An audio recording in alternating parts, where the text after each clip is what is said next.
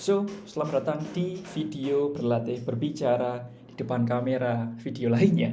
Jadi, seperti biasa, saya sudah mention metode apa yang saya gunakan untuk berlatih berbicara di depan kamera.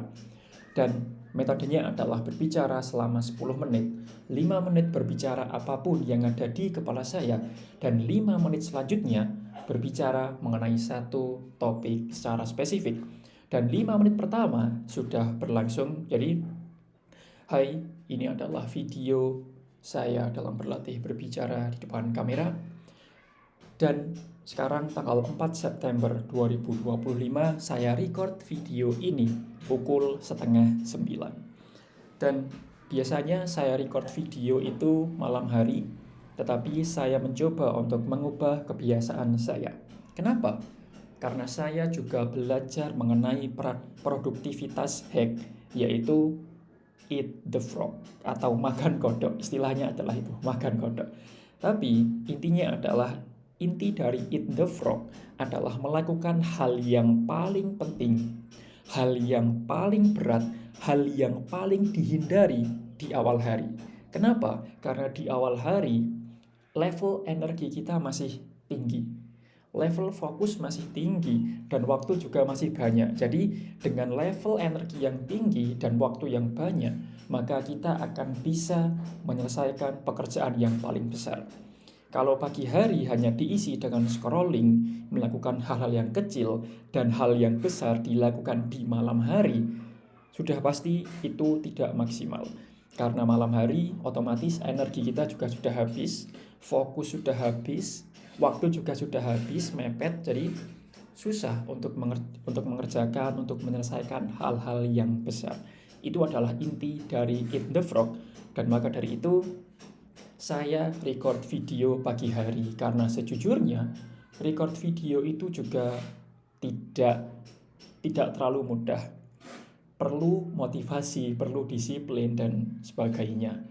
Dan sekali lagi saya belajar mengenai teknik komunikasi, dua hal yang masih menjadi feedback saya.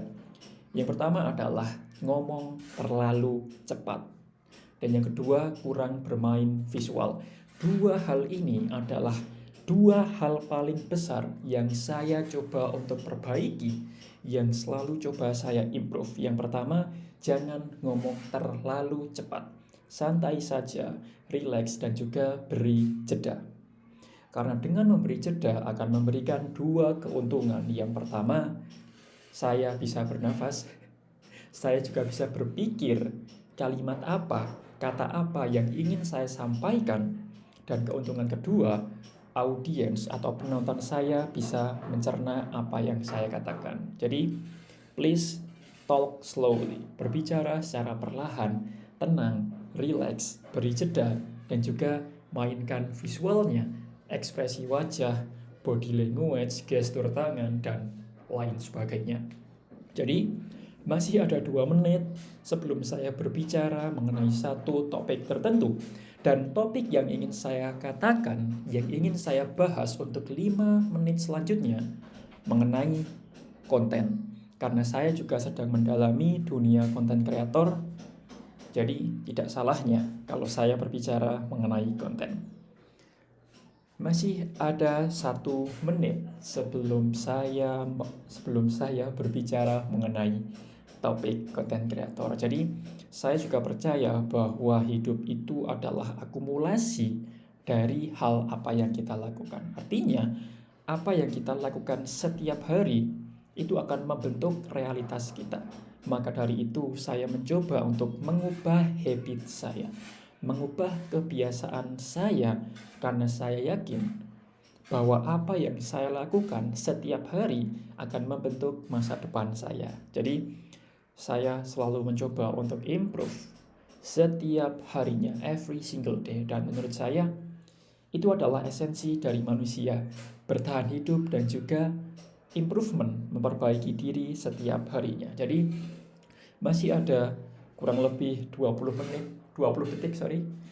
detik sebelum saya berbicara mengenai topik konten untuk 5 menit selanjutnya. Jadi 5 menit berbicara mengenai topik konten, kita mulai dari sekarang. Jadi Content creator adalah profesi yang cukup familiar di era digital ini, dan saya percaya bahwa content creator adalah profesi yang menjanjikan.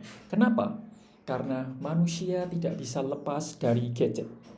Manusia juga tidak bisa lepas dari konten. Setiap hari manusia melihat konten, dari bangun tidur, sarapan, makan siang, makan malam, olahraga, mau tidur, mereka lihat konten.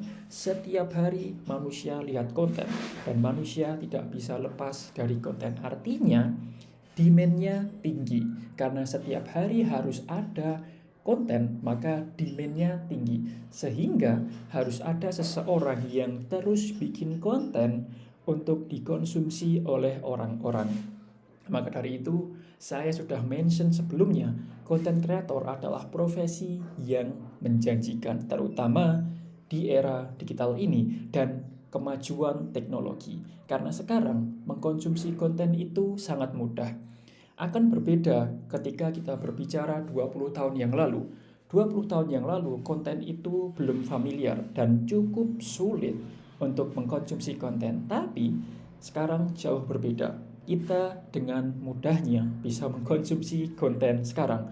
Cukup HP, internet, sudah langsung bisa connect ke Instagram, Facebook, YouTube, Twitter, dan platform digital lainnya. Jadi itu adalah alasan mengapa saya belajar untuk menguasai keterampilan dalam bikin konten.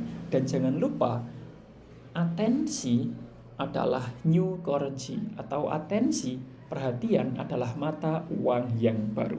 Artinya, kalau kamu bisa mendapatkan banyak perhatian melalui konten, kamu akan mendapatkan banyak keuntungan. Salah satunya bisa menghasilkan uang. Kenapa? Ya kalau kita dapat atensi yang banyak orang yang memperhatikan kita, maka salah satunya kita bisa berjualan dengan mudah. Coba bayangkan gini, kamu pengen jualan buku, tapi nggak ada orang yang tahu, nggak ada orang yang memperhatikan. Hasilnya apa? Nggak ada penjualan, nggak ada income. Tapi akan beda cerita ketika saya pengen saya pengen jual buku, dan banyak orang yang memperhatikan saya, banyak atensi yang memperhatikan saya. Kira-kira mudah nggak jualannya? Sudah jelas mudah banget. Maka dari itu, atensi itu mahal. Atensi adalah mata uang yang baru.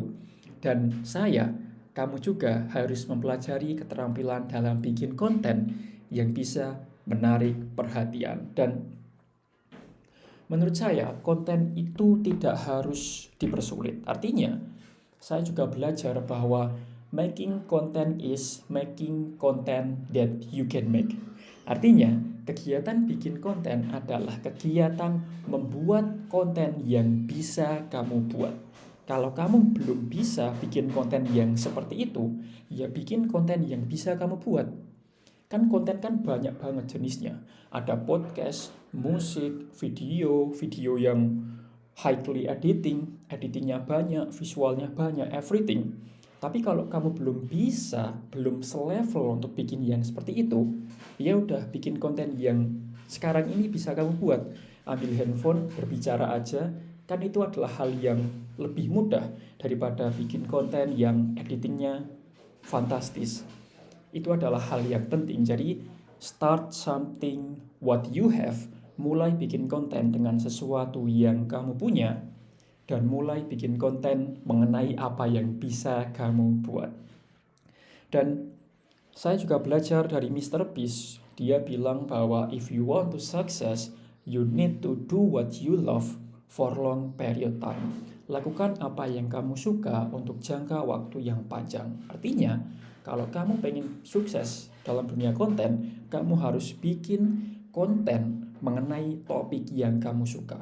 Kalau kamu suka olahraga, sepak bola, ya udah buat konten mengenai sepak bola. Suka mancing, ya udah buat konten mengenai mancing.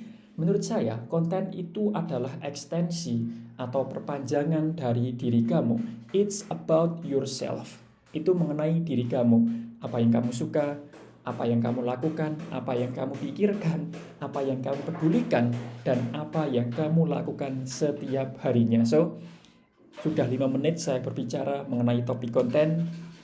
Ini adalah latihan berbicara saya. Thank you for watching. Sampai jumpa di video selanjutnya.